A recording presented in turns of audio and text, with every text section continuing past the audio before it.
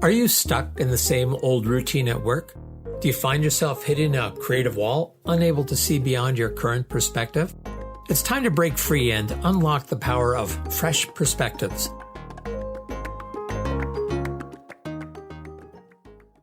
David Gouthro back with another episode of Discover Fresh Perspectives. Today, I have the pleasure of having as my guest, Nader Safinya.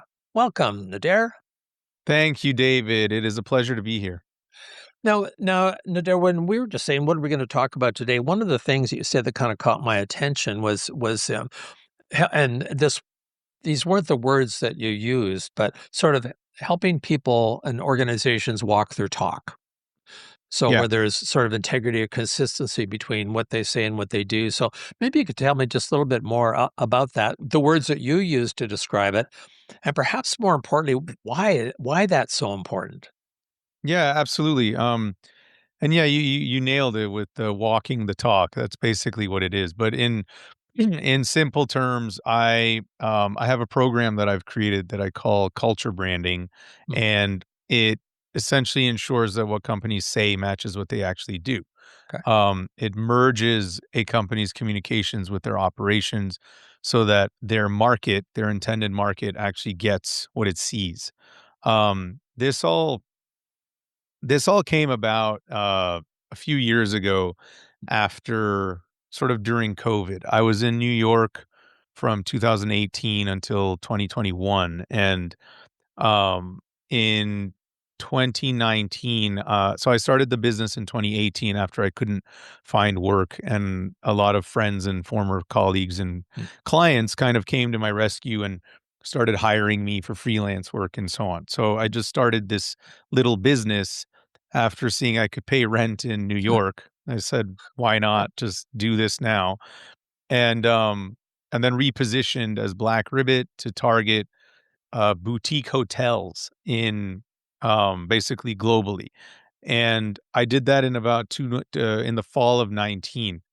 And then 5 months later, the entire industry shut down because of COVID. So in 2021, the business started to tank. I came down to Houston to move in with family, and I applied to 460 jobs. Oh my And gosh. I got one interview. Meanwhile, I have 2 degrees, I have a master's, I have a tenure, I have a linear career track, and so on. And I have intercultural background, communications background. I speak multiple languages. I got one interview, after which that job was eliminated anyway. Oh my gosh. I got 399 ghosts, 60 rejections from clearly robots, and that one interview. Um, Man, I felt completely, like, invisible, with no feedback.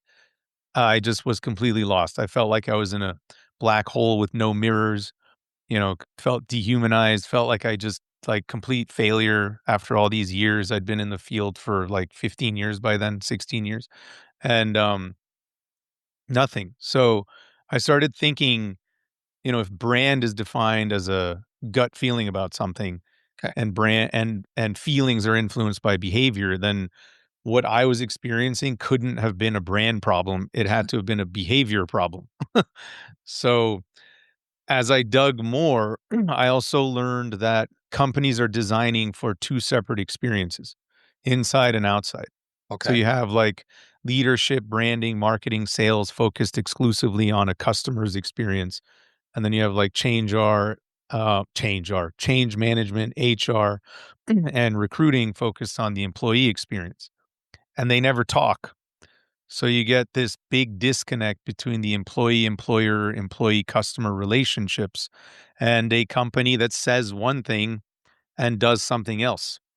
And most of all, customers are treated like dollar signs and employees are treated like dollars spent. And ironically, no one is treated like a human. And so you get a market that doesn't get what the market sees and a lot of broken promises. And the first place that you notice this is in the job application process. Huh. So, yeah, because I mean, it's my hunch. I don't do a lot of work in this area, but it's kind of hard to have employees treat customers better than they feel they're treated themselves, as much as you might have policies and SOPs around how to do exactly that. Correct. Exactly right. There's a good question people ask, like a lot of coaches ask. It's if you got rid of compensation, what attracts the best and the brightest to your company? Okay. Yeah. You know, like that's a pretty good question. And it's a hard one to answer because um honestly, most people don't think beyond the pay package. Most companies, they lean into that. They say, "Oh, well, we pay our people well, it's competitive." Sometimes it's not even competitive. And then what else do you have? Well, I would say with some of my clients, one of the experiences I've had is where they put a lot of focus on their values, and they use Yeah, the values to attract good people, because younger people in particular, those values are important. And then they get right. inside and realize those values were espoused. They don't see them being enacted at all. And there's Yeah, this kind of sense of, well, I just started here and I already feel betrayed, and you want me to teach my customers how, right? that's right. Yeah, what's really interesting, is well, to speak to what you just said, about 36% of all hiring managers admit to lying to candidates, Wow. during job interviews and during that whole process about job expectations. Oh, but wait, And one of their values is integrity, though, right? yeah, Okay, exactly. just check. And, and I say, when you arrive to a job on your first day, maybe first couple days, because people will ask me, like, "How do you know? How can you tell if, if, if there's toxicity in the air, if there's, like, an underlying problem? How can you pick that up without talking to anyone?" And I go, "Well, they talk to you. That's what's interesting. They either don't talk to you or they do talk to you. And if either way, they'll say things like, all right, you need to look out for, so and so. You got to look out for that person. When we go to lunch, like sit with us." Like it literally feels like you just walked into a high school. and that's when instantly you go, okay, nothing I read on paper is real. All of this is going to be problematic. And the first thing they'll say is like, never go to HR if you have a problem. And anytime you hear this kind of stuff on your first day, I mean, that's just sirens going off. Absolutely. So what do you do? I mean, how do you bring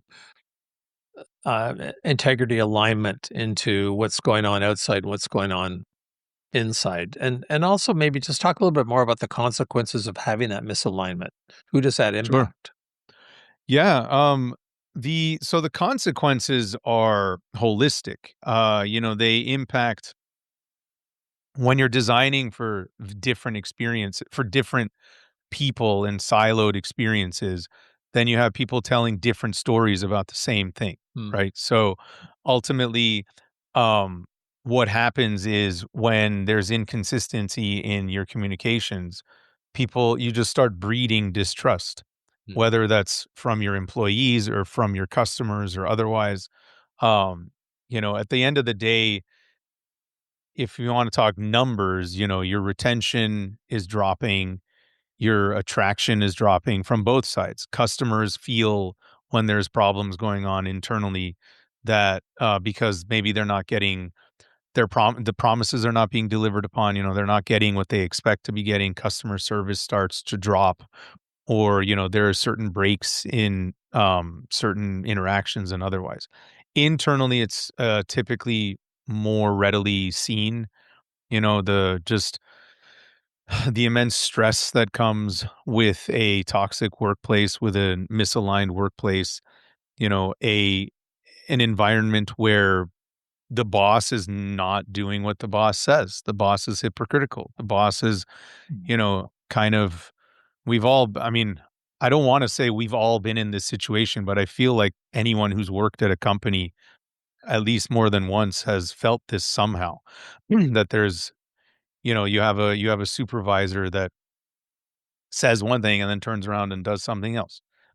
And that just it kills the entire, all the motivation. And um when you exist and work in a place like that, you have colleagues who are either being treated better than you or being treated worse than you. You notice all that stuff. Favoritism starts taking place, sexism starts taking place, nepotism exists. all across the board. I mean, these things are real, and they're the catalyst for many, many toxic workplaces. And culture is a top-down affair. So if the leadership is not acknowledging these issues and dealing with them, then why would anyone want to stay? Unless it's a survival thing. Now, I think you used the term cultural branding when we first got started. Is that correct? And I'd like you to say a little bit more about that. And just, I have heard people say that branding is what people say about you when you're not in the room. It's one thing Mhm. I've heard, and I've also had some folks talk about branding. It's really important to get the colors right. Your colors throughout everything. And I suspect you're talking about something much deeper and much more complex than that. So, could you say a little bit more about cultural branding? Yeah, absolutely. And it's actually culture branding. So, Culture. Okay. yeah, because cultural branding is also a thing. And cultural branding speaks more to societal and human culture implications as opposed to organizational culture. Great So, distinction. Okay. yeah. So, for example, marketing to specific culture groups, Okay. cultural groups. Um, in my case, in the case of culture branding, so culture I mean, brand by definition is a gut feeling about a person, place, or thing, right? And culture is your lived belief system, and both are a consequence of behavior. So both are influenced by behavior.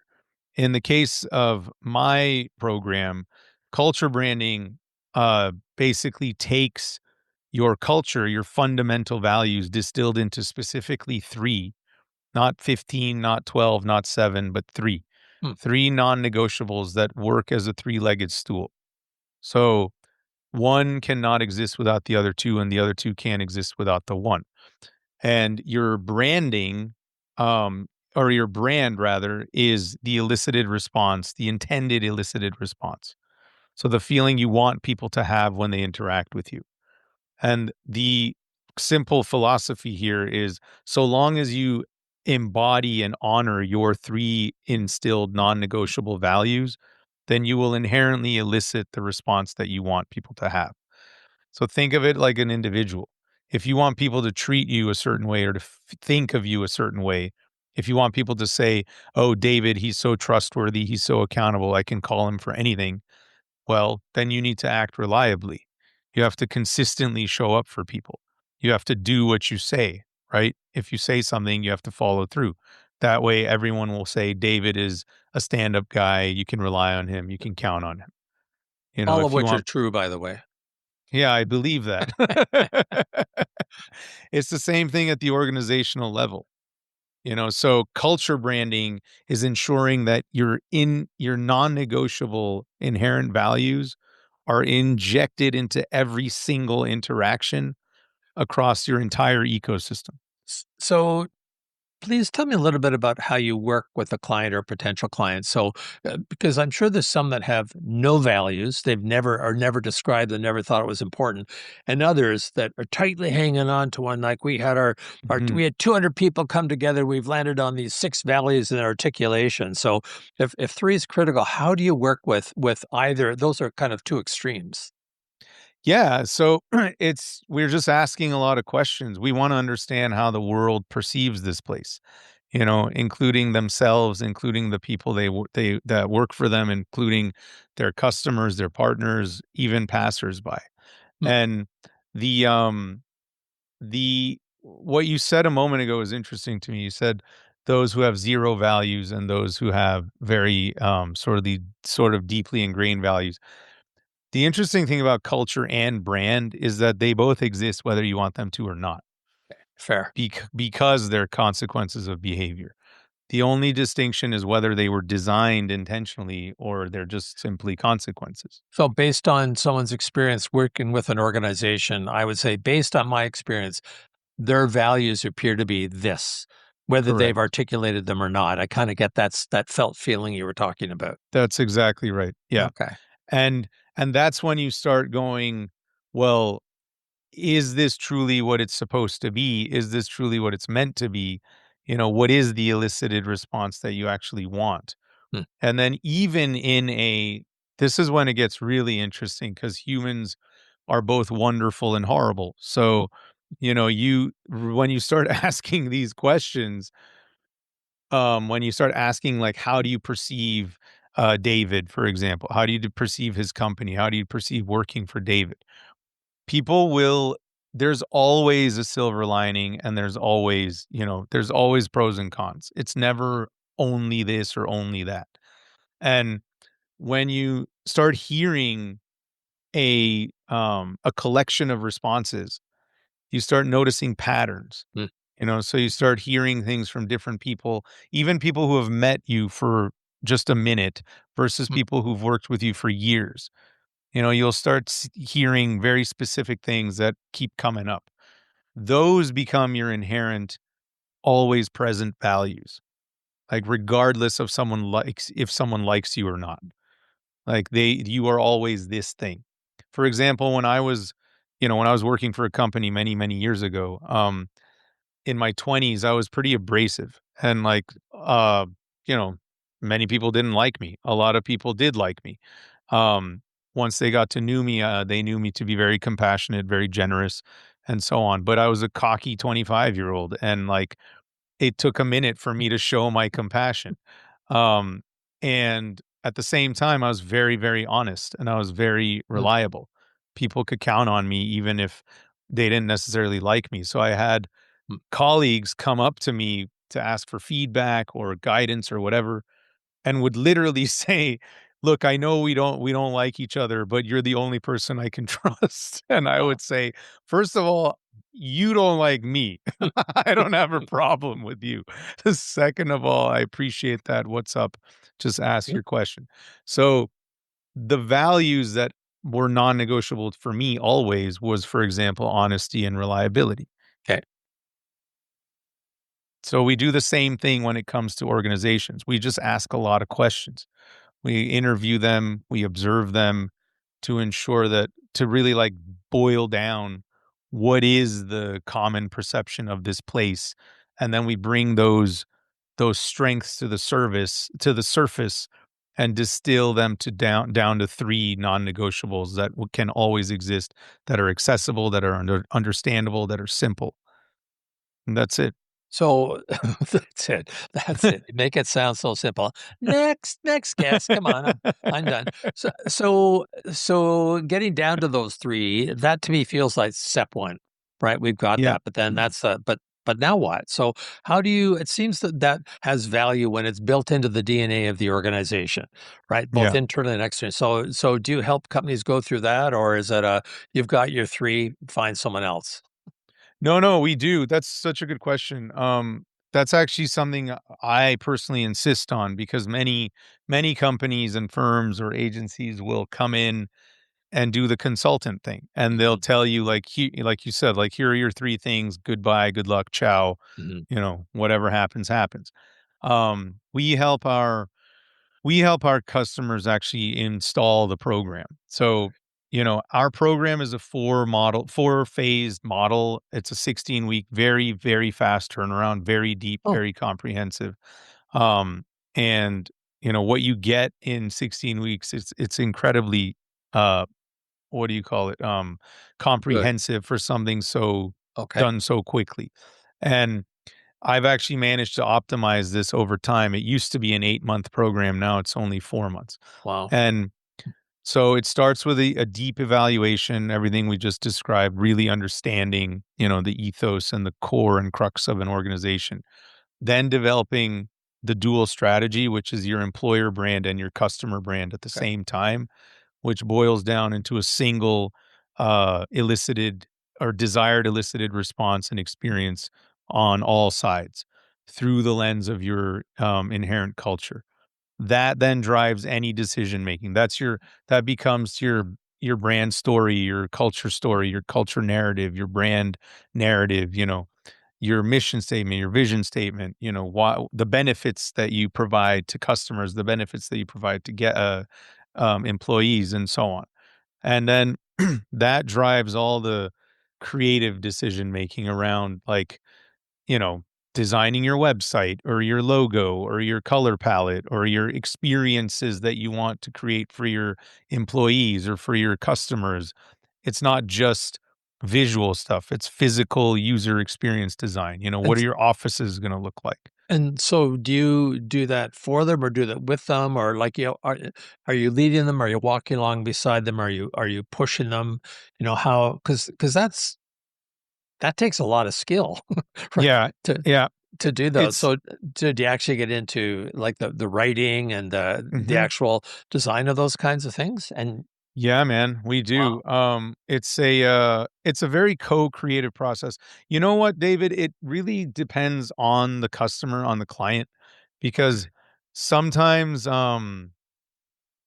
sometimes we're working with people who are learning about this stuff for the very first time. Mhm. They don't really know the language. It's a question of vocabulary. And then others who kind of get it and like catch on faster and they've got a creative vein in them and they're like, I really want to be a part of this. Can we do this together? We insist on co-creation because it creates Mhm. better buy-in on Oh, yeah. the front end. It creates faster adoption rates and people like want to be a part of it. They feel more a part of it. They're contributing hope and motivation goes through the roof from day one. It's very Mhm. cool to watch. And remember in I mean the old days, it's been maybe 20 years now. Like um when we used to upgrade our software, Yep. we would get we would buy CDs. They would come on CDs in these very fancy boxes, right? They'd be packaged beautifully, nice thick paper. It was like nice to the touch. Sometimes it would open, it'd have panels, you'd have like four Yeah. discs, Yeah. all the manuals, all the stuff. And it was really nice to hold and look at and everything. Mhm. Mhm. But it didn't do anything unless you installed it.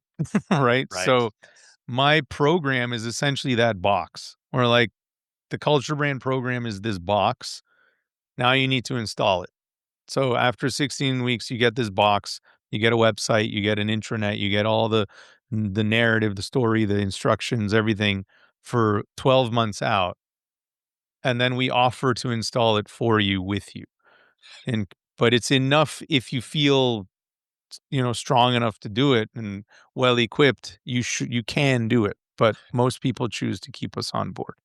Well, I apologize because I interrupted. So you talked about 4 things, and I think I interrupt after 3. What was the 4th? The fourth one, so the third one is design, and then the fourth one is an actual activation plan. So we help you Okay. write out like what does the next 3, 6, and 12 months look like? What are your measures of success? How do you even measure success? Hmm. How do you measure the success of this program? It gets very, very detailed. That's why like that's part of that package as well. So we could say I could I mean not even theoretically, I could just give it to you and you have enough there Mhm. to take it to market and open it up and do your thing. But we have so many resources. We bring in, for example, coaches or other implementers or other Okay. designers or operations people or whatever. If you need like marketing people or advertising people, we can provide all that stuff. So I'll make sure that we put contact information in the program notes, Nadir. But I'm wondering, like, what's the sweet spot for the range of size of organizations, or like how do you decide if we're not really right for these folks either because they're not big enough or we're not big enough. Yeah, that's the so right now, it's a question of like what we're targeting because of our current business model. Hmm. Right now we're targeting companies between like 30 and let's say 200, about 30 million to 500 million. It's pretty Okay. widespread. Yeah. Our real sweet spot right now is around like 60 million in revenue with about 300 head count. Okay. Um, Okay. and we're targeting various industries, but specifically manufacturing, fintech, and um, public accounting, actually. And Those are all quite different. yeah, they are. And at the same time, though, to answer your question, no one likes this answer because it's too simple.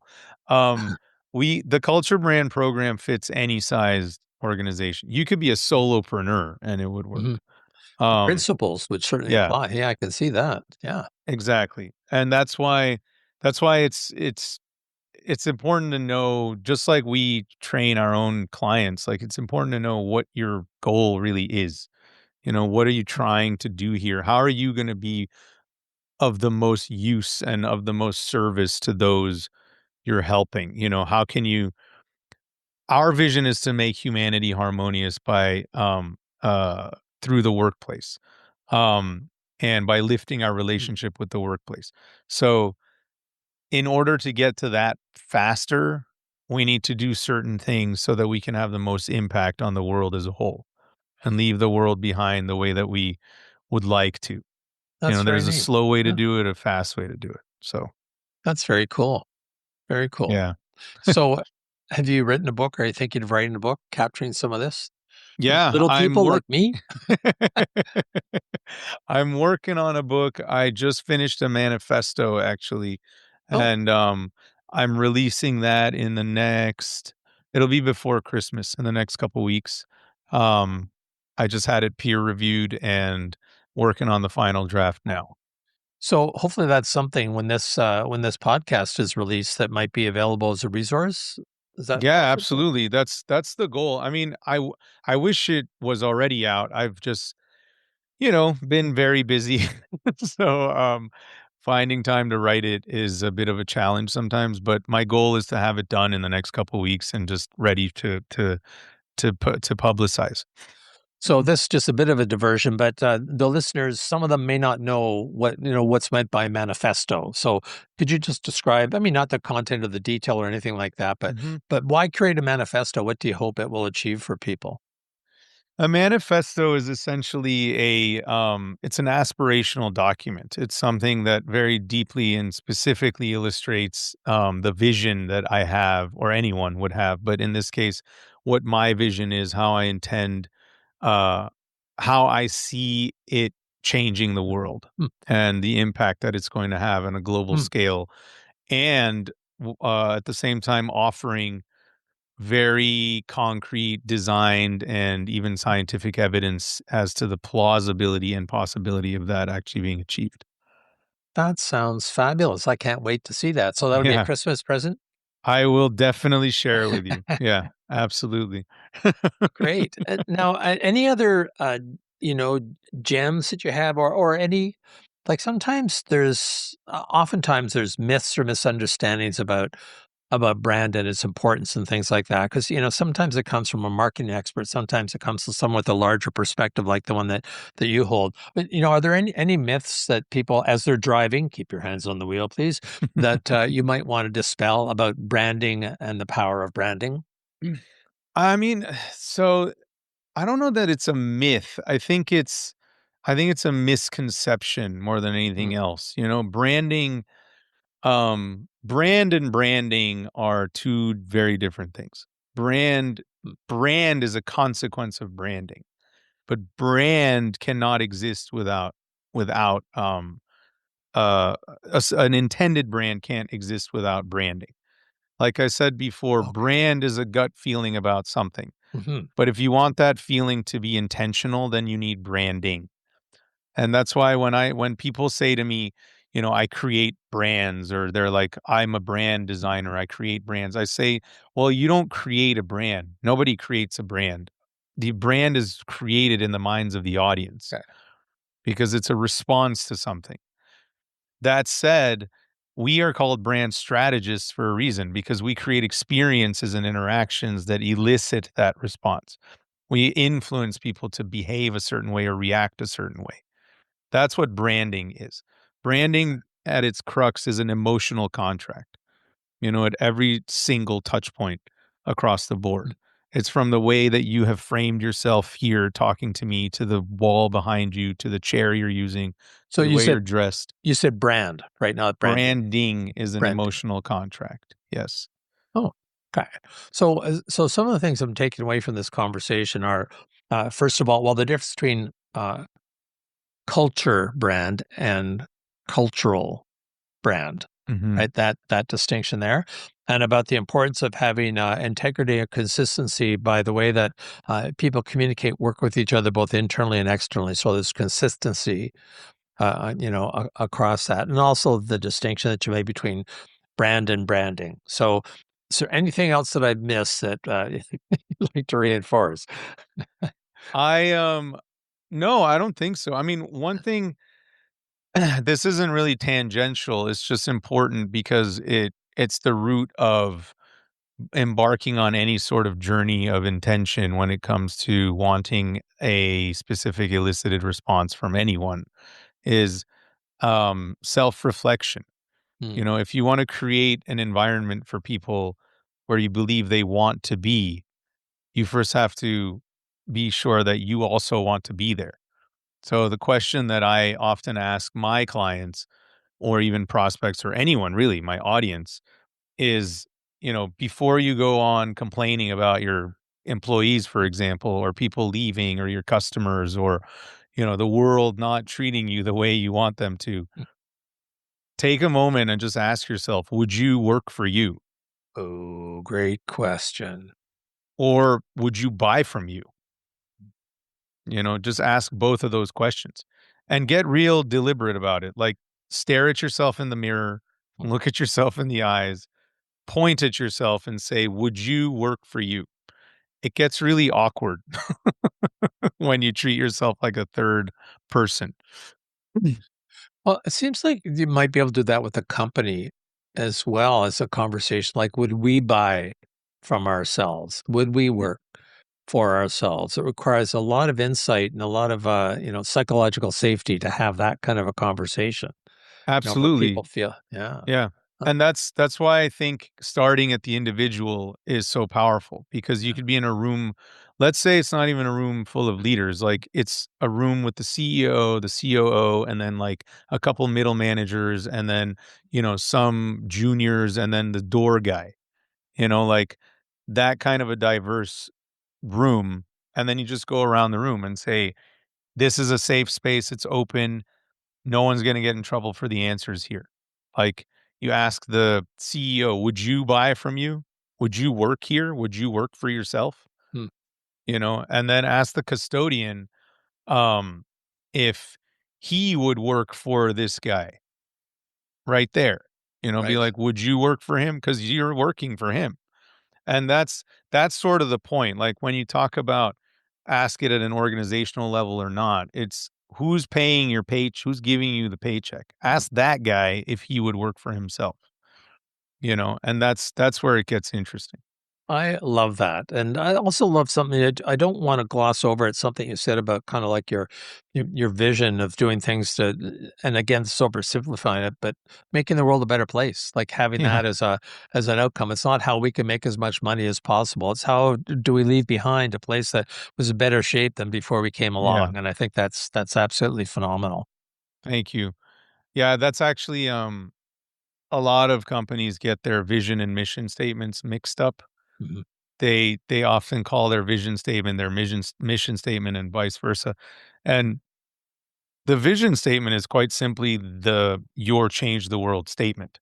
Yeah, It's yeah. very much what you just said. Like, how do you intend on leaving this world behind? What do you want to see this world become? And that statement should pretty much never change. It should be like Mhm. what was that book? The what was it? The big impossible goal, the big ugly Oh, the impossible wild, goal or hairy, so. audacious goal, the Yeah, beat it. yeah. Yeah. Yeah, exactly. Yeah. It's that concept. Like create something so outrageous that you actually get close to it. Like Mhm. there's no other way to get close to it than to just go because it's so big. And um, because the money thing is so funny. I have a colleague who says, find the why that makes you cry. Oh. Um, Mm. and she just keeps peeling at your why. Like you'll ask someone, why do you do what you do? Oh, because I want to make money. Okay, well, why do you want to make money? Yeah. Because I want to be able to buy a fancy car. Why do you want to buy a fancy car? You just keep going and going and going until it gets to the crux of some deeply ingrained either insecurity or desire or whatever that you're trying to, you know, that you're trying to build on or fix or repair or whatever. And that's the thing that drives you. Right. And mine comes from, a lifetime of growing up all over the place, of identity crisis, of seeing, global contention, from this side of the planet to that side of the planet, having been in, like, experienced, the wonders of humanity and the horrors of humanity, and just kind of culminating to what I am now, and being like, I think I have a model to actually make us more harmonious. I think back to something where you started out saying that you applied for 400 some odd jobs and Yeah, 39 ghosts and a bunch of rejections. And, what kind of world is that where that is commonplace, right? So, I know, man. It's crazy. yeah, Not o and commonplace is a perfect word, because we don't even challenge it. yeah. When is the last time you read a job description that actually addresses how that job will impact the candidate's quality of life? Uh, I'm pretty sure I've never seen one ever. Yeah, I've never Yeah, seen one. yeah. I've done so much research. The best culture brands, on the planet, like Patagonia, Salesforce, Mm. Virgin, and so on, none of them do it. It's all a miss. It's always a miss. It's external, right? Yeah, Yeah. exactly. Huh. And it's every job, not every, that's not fair. Most job descriptions, like 98% of them, are written like project briefs, and they're filled with this, like, pumped up language, and these days you have a transparent salary model. So you get this, like, you know, you get to do this and you get to do that, and you're going to help our customers become pioneers, and you're going to help us become pioneers by helping our customers, and da da da da da. You're going to work with the smartest minds on the planet, and this and this and this and that. And you're going to get paid 130 grand a year to do it. And so people go, "Oh my God, I get to work on this awesome project and I get to make over 100 grand doing it. That's amazing." No one ever stops and goes, "That's all great, but what are you going to do for me?" Yeah. Because the ingrained expected response is, "We're going to pay you. That's what we're going to do for you." Right. But no, you're not telling me if I'm gonna be alienated from my family, if I'm ever gonna see my family, how many hours a week I will see them, if I'm gonna be on the road the whole time. What are my hours gonna be? What does that mean? Like, if I get promoted, do I have to move? Like, what is all the stuff? And they never tell you that stuff. And then I talk to HR people about this, and legals, lawyers, and so on, and they say, "Well, it's about liability, we can't make these promises." And then I go, "Well, before you start saying liability, when is the last time you actually honored a job description's actual scope, Mm. like, to a T?" And they always stop and they're like, "Oh," I'm like, "Yeah. So what? How's that not liability?" I remember when, shortly after university, I took a role selling life insurance, and like, in terms of building my connections with friends, it did not. For some reason, it went the opposite direction. Even my father, who is an executive in general insurance, wasn't talking to me as much anymore, like, yeah, they didn't sell me on the personal benefits, probably because there weren't a lot at that time, but, Right. anyhow, Yeah. this has been great. Thank you so much for your time, both about, what you do in this latest part of the conversation. Sometimes that's we get around to the hard stuff as well. And I'm certainly going to make sure that we have your contact information available. And I do hope that our paths cross again. It's good to know that you're out there doing this kind of work, because I think it's really important. And I like the whole philosophy that you embody as you take Thank that you, out to your David. clients in the world. I appreciate you, David. Thank you so much for having me on the show. Sincerely, it's been a pleasure. My pleasure too. So, David Gouthro, Discover Fresh Perspectives. The only thing I can guarantee is that next week we'll have a different fabulous guest with a different perspective on something. Please tune in then. Subscribe now, because on Fresh Perspectives, every episode is an opportunity to explore new horizons and redefine what's achievable.